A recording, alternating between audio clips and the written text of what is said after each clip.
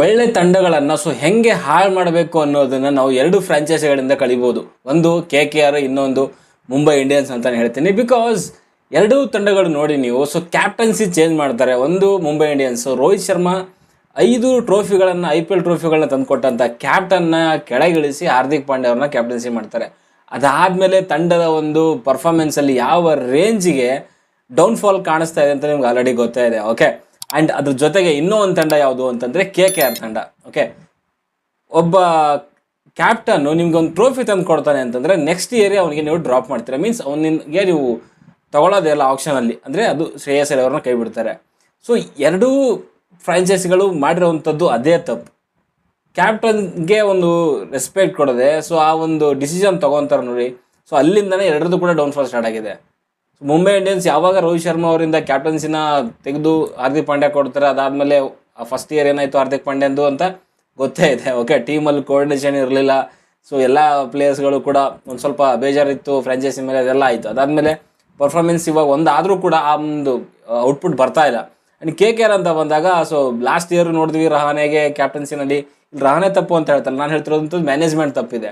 Again KKRದು ಕೂಡ ಯಾವ ರೇಂಜಿಗೆ ಒಂದು ಏನಂತರೋದಕ್ಕೆ ಚಾಂಪಿಯನ್ ಆದಂಥವ್ರು ಲಾಸ್ಟ್ ಇಯರ್ ನೋಡ್ತಾ ಇದ್ದಾರೆ ಕಂಪ್ಲೀಟ್ ಡೌನ್ಫಾಲ್. ಈ ಇಯರ್ ಅಂತೂ 5 ಮ್ಯಾಚ್ ಆಗಿದೆ, ಒಂದರಲ್ಲೂ ಕೂಡ ಗೆದ್ದಿಲ್ಲ. ಒಂದು ನೋ ರಿಸಲ್ಟ್ ಬಂದಿದೆ, 1 ಅಂಕ ಸಿಕ್ಕಿದೆ. ಆ ಮ್ಯಾಚ್ ಏನಾದರೂ ಆಗಿದ್ರೆ ಖಂಡಿತವಾಗ್ಲೂ ಸೋಲ್ತಾ ಇದ್ರು ಅವರು. ಆಲ್ರೆಡಿ 2 ವಿಕೆಟ್ ಹೊಂಟೋಗಿತ್ತು. ಅಂದರೆ 5ಕ್ಕೆ 5 ಸೋಲು ಅಂತಲೇ ಹೇಳ್ಬೋದು ಈ ಸೀಸನಲ್ಲಿ ಕೂಡ. ಕೋಆರ್ಡಿನೇಷನೇ ಇಲ್ಲ KKR ತಂಡದಲ್ಲಿ. ಒಬ್ಬ ಒಂದು ಪ್ಲೇಯರು ಕೂಡ ಮ್ಯಾಚ್ ವಿನ್ನಿಂಗ್ ಆಟ ಅಂತ ಆಡ್ತಾನೆ ಇಲ್ಲ ಅಲ್ಲಿ. ಬೌಲಿಂಗ್ ಆದ್ರೂ ಆಗಿರ್ಬೋದು, ಬ್ಯಾಟಿಂಗ್ ಆದ್ರೂ ಆಗಿರ್ಬೋದು. ವರ್ಸ್ಟ್ ಆಟ ಇವತ್ತು. 192ನ ಚೇಸ್ ಮಾಡೋಕ್ಕಾಗಿಲ್ಲ ಅವ್ರಿಗೆ ಇವತ್ತು. ಬೇರೆ ತಂಡಗಳು 200+ ಚೇಸ್ ಮಾಡಿ ಬಿಸಾಕ್ತಿದ್ದಾರೆ, ಬಟ್ ಇವ್ರಿಗೆ 193ನ ಚೇಸ್ ಮಾಡೋಕ್ಕಾಗಿಲ್ಲ ಅಂತಂದರೆ ಇನ್ನು ಎಂಥ ಬ್ಯಾಟಿಂಗ್ ಆಡಿ. 160ಗೆ 7 ವಿಕೆಟ್ ಕಳ್ಕೊಂಡು 20 ಓವರಲ್ಲಿ ಮಾಡಿದ್ದಾರೆ. 160 ಮಾಡಿದ್ದಾರೆ. ಇವ್ರು 10 ವರ್ಷ ಹಿಂದೆ ಹೋಗ್ಬಿಟ್ಟಿದ್ದಾರೆ IPL ಅಲ್ಲಿ. ಇವಾಗೆಲ್ಲ 160, 170, 180 ಎಲ್ಲ ಆರಾಮಾಗಿ ಚೇಸ್ ಮಾಡಿ ಬಿಸಾಕ್ತಿದ್ದಾರೆ. ಪವರ್ ಪ್ಲೇನಲ್ಲಿ 32 ಹೊಡೆದಿದ್ದಾರೆ. ಇವಾಗೆಲ್ಲ 70, 60 ಈ ರೇಂಜಿಗೆ ಹೊಡಿತಿದ್ರೆ 32 ಹೊಡ್ಕೊಂಡಿದ್ದಾರೆ. ಒಬ್ರಿಗೂ ಕೂಡ ಕೋಆರ್ಡಿನೇಷನ್ ಇಲ್ಲ. ಬೌಲಿಂಗಲ್ಲೂ ಕೋಆರ್ಡಿನೇಷನ್ ಇಲ್ಲ, ಬ್ಯಾಟಿಂಗಲ್ಲೂ ಇಲ್ಲ. ಯಾರೋ ಒಬ್ಬ ಪರ್ಫಾರ್ಮ್ ಮಾಡ್ತಾನೆ ಅಷ್ಟೇ, ಅದು ಯೂಸ್ ಇಲ್ಲ. ಅದು ಒಬ್ಬ ಪರ್ಫಾರ್ಮ್ ಮಾಡಿದ್ರೆ ಮ್ಯಾಚ್ ಗೆಲ್ಲಕ್ಕಾಗಲ್ಲ. ಟೀಮ್ ಕೋಆರ್ಡಿನೇಷನ್ ಬೇಕಾಗುತ್ತೆ. ಟೀಮ್ ಆಗಿ ಆಡಿದ್ರೇ ಮ್ಯಾಚ್ ಗೆಲ್ಲಕ್ಕಾಗುವಂಥದ್ದು. ಇವತ್ತು ಅಗೇನ್ CSKಗೆ ಕ್ರೆಡಿಟ್ ಕೊಡಲೇಬೇಕು. ಬೌಲಿಂಗ್ ಆದ್ರೂ ಆಗಿರ್ಬೋದು, ಬ್ಯಾಟಿಂಗ್ ಆದ್ರೂ ಆಗಿರ್ಬೋದು.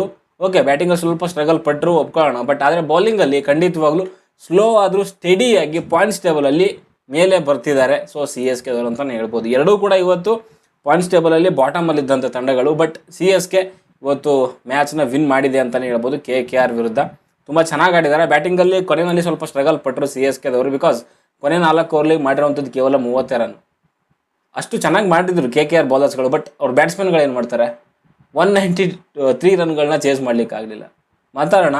ಆ್ಯಂಡ್ ಟಾಸ್ ಗೆದ್ದಂತಹ KKR ತಂಡದ ಕ್ಯಾಪ್ಟನ್ ರಹಾನೆ ಅವರು ಚೇಸಿಂಗ್ನ ಆಯ್ಕೆ ಮಾಡ್ಕೊತಾರೆ.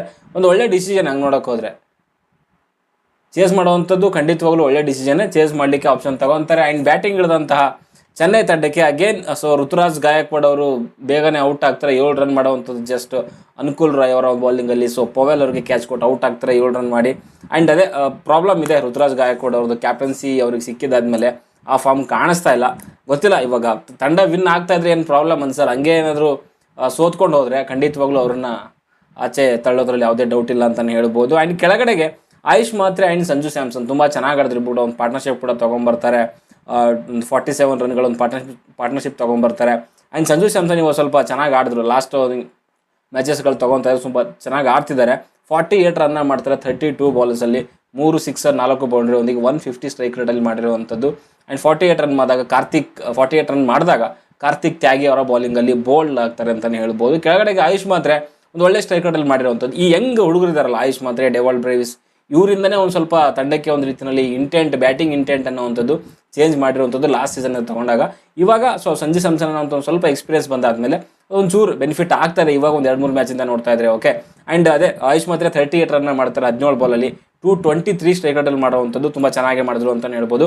ಕೆಳಗಡೆಗೆ ಡೆವಾಲ್ಡ್ ಬ್ರೇವಿಸ್ ಸ್ವಲ್ಪ ಸ್ಟ್ರಗಲ್ ಪಡ್ತಾ ಇದ್ರು ಅಂತ ಒಂದು ನಾರ್ಮಲ್ ಆಗಿ ಅವ್ರದ್ದೇನು ಕ್ಲೀನ್ ಹಿಟ್ ಇರುತ್ತೆ ಅದು ಕಾಣಿಸಲಿಲ್ಲ ಇವತ್ತು.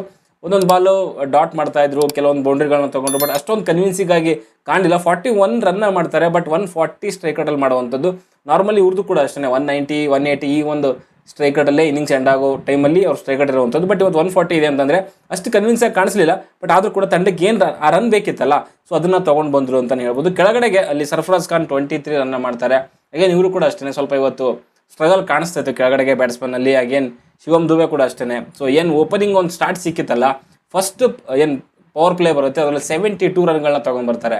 ಮಿಡ್ಲ್ ಓವರ್ಸಲ್ಲಿ ಒಂದು 10 ಓವರ್ಸ್ ಇರುತ್ತಲ್ಲ, 7ರಿಂದ 16 ಕೇವಲ ಬಂದಿರುವಂಥದ್ದು 90 ರನ್ನು. ಆ್ಯಂಡ್ ಕೆಳಗಡೆ ಇನ್ನೂ ಕಮ್ಮಿ ಬಂತು, 4 ಓವರ್ಲಿ ಬಂದಿರುವಂಥದ್ದು ಕೇವಲ 30 ರನ್ನು. ಕೆಳಗಡೆಗೆ ಜಾಮಿ ಓಟನ್ ಅದ್ರಾಗಿರ್ಬೋದು, ಶಿವಮ್ ದುಬೆ ಅದ್ರಾಗಿರ್ಬೋದು ಅಂತ ಒಂದು ಬಿಗ್ ಶಾಟ್ ಹೊಡೆಯೋಕ್ಕೆ ಆಗಲಿಲ್ಲ. ಬಿಕಾಸ್ KKR ಬೌಲರ್ಗಳು ಸಖತ್ತಾಗಿ ಬಾಲಿಂಗ್ ಮಾಡಿದ್ದಾರೆ. ಸ್ಪೆಷಲಿ ಮಾತಾಡಬೇಕು ಅಂತಂದರೆ ಕಾರ್ತಿಕ್ ತ್ಯಾಗಿ ತುಂಬ ಚೆನ್ನಾಗಿ ಮಾಡ್ತಿದ್ದಾರೆ. ಅವ್ರು ಯಾವಾಗ ಈ ಸೀಸನ್ ತೊಗೊತಾ ಇದ್ರೆ ತುಂಬ ಚೆನ್ನಾಗೇ ಮಾಡ್ಕೊಂಡು ಬಂದಿದ್ದಾರೆ. ಫಸ್ಟ್ ಅವ್ರದ್ದು ಸೀಸನ್ 21-20 ಸ್ಟಾರ್ಟ್ ಆಗಿದ್ದು ರಾಜಸ್ಥಾನ್ ರಾಯಲ್ಸಲ್ಲಿ. ಅವಾಗಿಂದ ಕೂಡ ಅಷ್ಟೇ ಆ ಮನುಷ್ಯ ಸ್ವಲ್ಪ ಡೀಸೆಂಟಾಗಿ ಬಾಲಿಂಗ್ ಮಾಡ್ತಾರೆ. ಬಟ್ ಇವಾಗ ಅವ್ರ ಬಾಲಿಂಗಲ್ಲಿ ಒಂಚೂರು ಕಂಟ್ರೋಲ್ ಸಿಕ್ಕಿದೆ ಅಂತಲೇ ಹೇಳ್ಬೋದು.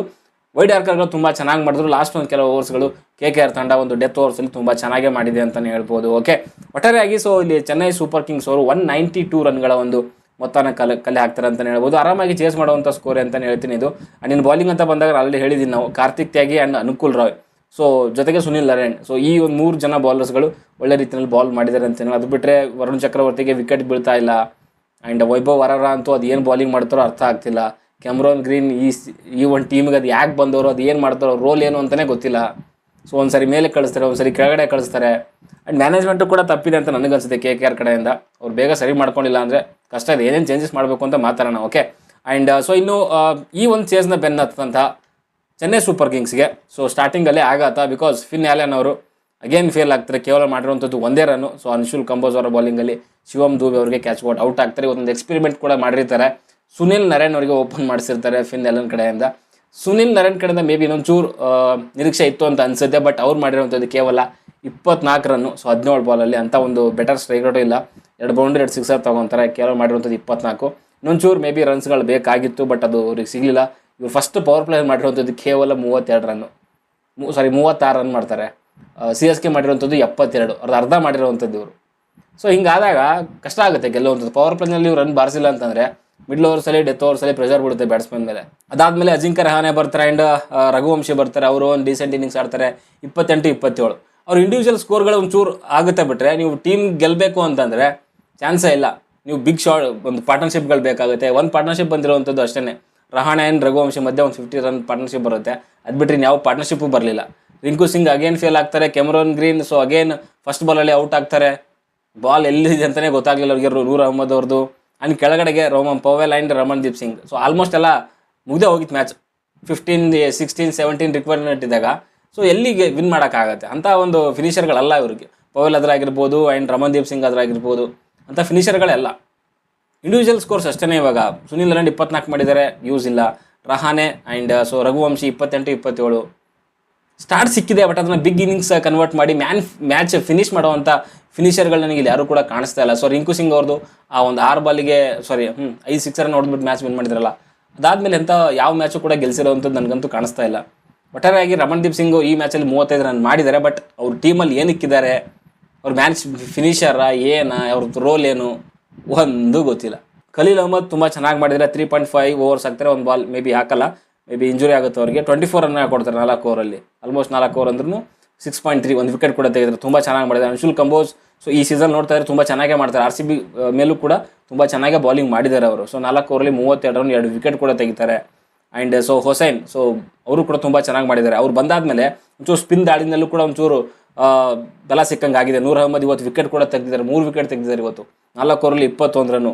4 ಬೌಲರ್ಗಳು ತುಂಬ ಚೆನ್ನಾಗಿ ಮಾಡಿದ್ದಾರೆ. ಖಲೀಲ್ ಅಹ್ಮದ್, ಅನ್ಶುಲ್ ಕಂಬೋಜು, ಖೇಲ್ ಹುಸೇನ್ ನೂರ್ ಅಹ್ಮದ್. ಸೊ ಈ ಒಂದು 4 ಜನ ತುಂಬ ಒಳ್ಳೆ ರೀತಿಯಲ್ಲೇ ಬಾಲಿಂಗ್ ಮಾಡಿರುವಂಥದ್ದು. ಆ್ಯಂಡ್ ಜಾಮಿ ಓಲ್ಟನ್ ಅವ್ರಿಗೆ ಯಾವಾಗ ಒಂದು ಡೆತ್ ಓವರ್ಸಲ್ಲಿ ಬಾಲಿಂಗ್ ಮಾಡಬೇಕು ತುಂಬ ಚೆನ್ನಾಗಿ ಮಾಡಿದ್ದಾರೆ. ಬ್ಯಾಟಿಂಗಲ್ಲೂ ಕೂಡ ಒಂದು ಕಾಣಿಕೆ ಕೊಟ್ಟಿದ್ದಾರೆ ಅಂತಲೇ ಹೇಳ್ಬೋದು. ಒಟ್ಟಾರೆಯಾಗಿ CSK ಅಂತ ಬಂದಾಗ ಬ್ಯಾಟಿಂಗಲ್ಲಾಗಿರ್ಬೋದು, ಬೌಲಿಂಗಲ್ಲಾಗಿರ್ಬೋದು, ಇನ್ಕ್ಲೂಡಿಂಗ್ ಫೀಲ್ಡಿಂಗಲ್ಲೂ ಕೂಡ ಅಷ್ಟೇ ಇವತ್ತು ಕೆಲವೊಂದು ಕ್ಯಾಚಸ್ ಮಿಸ್ ಮಾಡಿದ್ದಾರೆ. ಬಟ್ ಒಂದು ಸ್ಲೋ ಆದರೂ ಕೂಡ ಸ್ಟಡಿಯಾಗಿ ಪಾಯಿಂಟ್ಸ್ ಟೇಬಲ್ ಆಗಿರ್ಬೋದು, ಅವರ ಪರ್ಫಾರ್ಮೆನ್ಸ್ ಆಗಿರ್ಬೋದು ಮೇಲೆ ಬರ್ತಾ ಇದ್ದಾರೆ ಅಂತಲೇ ಹೇಳ್ಬೋದು. ಓಕೆ, ಇನ್ನು ಅದೇ ಹೇಳಿದ್ನಲ್ವಾ, ಸೊ ಇಲ್ಲಿ ಕೋಲ್ಕತ್ತಾ ನೈಟ್ ರೈಡರ್ಸ್ ಅಂತ ಬಂದಾಗ ಚೇಂಜ್ ಮಾಡಲೇಬೇಕು.